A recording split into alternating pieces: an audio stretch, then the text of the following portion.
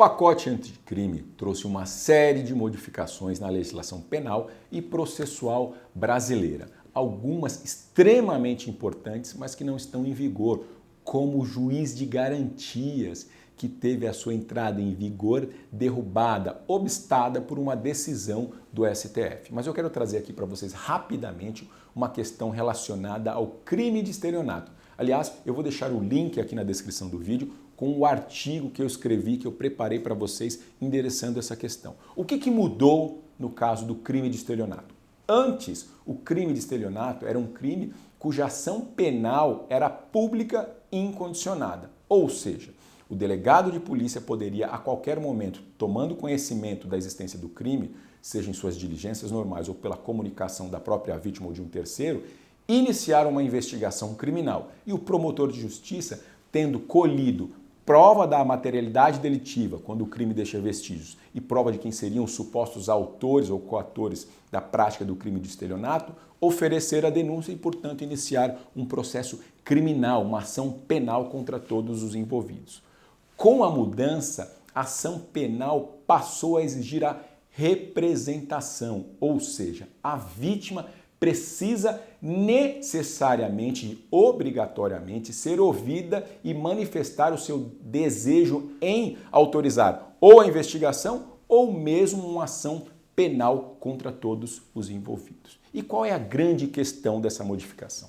Será que essa modificação ela passa a valer somente a partir do momento em que a lei foi publicada e entrou em vigor, ou ela vai retroagir para todos os casos que estão em andamento, as ações penais em andamento e os inquéritos, investigações em andamento?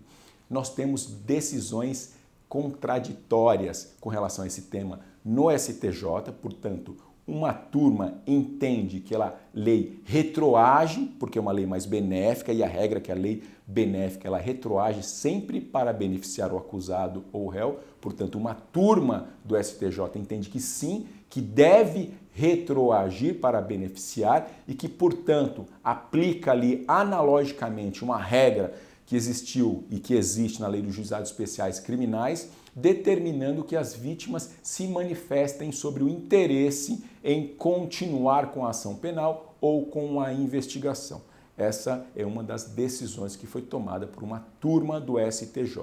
Já a outra turma do STJ entende que não, que o tempo rege o ato. Portanto, essa lei ela deve ser aplicada somente a partir do momento em que ela foi publicada para os novos casos. Os casos anteriores não deveriam ser atingidos por essa lei. Mas, na verdade, há aí uma tentativa de retroatividade limitada, porque a decisão diz, olha, retroage apenas para os casos de investigações criminais em curso. Para as ações que estão em curso, ato jurídico perfeito, mesmo que seja mais benéfico para o réu, isso não deve retroagir, não deve ser aplicada essa regra, utilizando como argumento o artigo 2º do Código de Processo Penal. Portanto, nós temos uma contradição e até argumentos ali que, se analisarmos mais detidamente, não fazem muito sentido sobre o ponto de vista do Instituto da retroatividade da lei penal e por reconhecer que necessariamente essa modificação ela é, sem sombra de dúvidas, mais benéfica.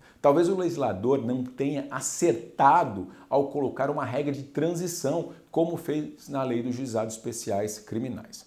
Já o STF, no primeiro caso que decidiu sobre o tema, tem aproximadamente um mês e pouco, num acórdão que é da relatoria do ministro Alexandre de Moraes, entendeu, isso foi a primeira turma, né, a unanimidade, entendeu que a lei não retroage.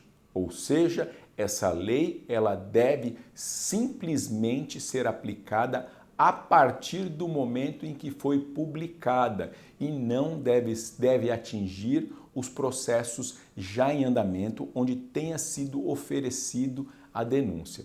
Eu também entendo que essa decisão possivelmente será possível, né? Não posso afirmar aqui, mas essa decisão também deve ser revisada. Vamos aguardar o que a segunda turma eventualmente decide sobre o mesmo tema quando ele chegar a segunda turma e, sobretudo, com relação ao que o plenário do STF vai entender dessa questão.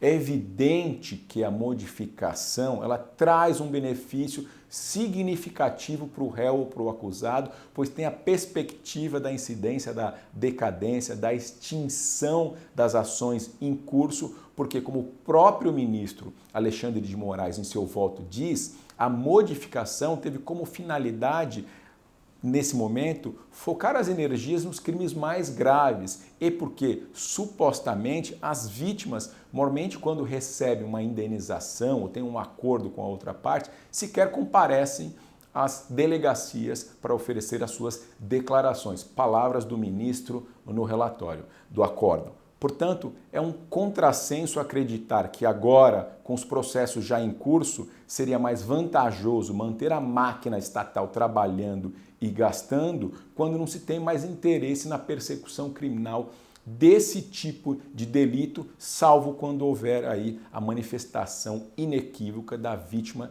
no sentido de exigir que os acusados sejam processados na esfera criminal.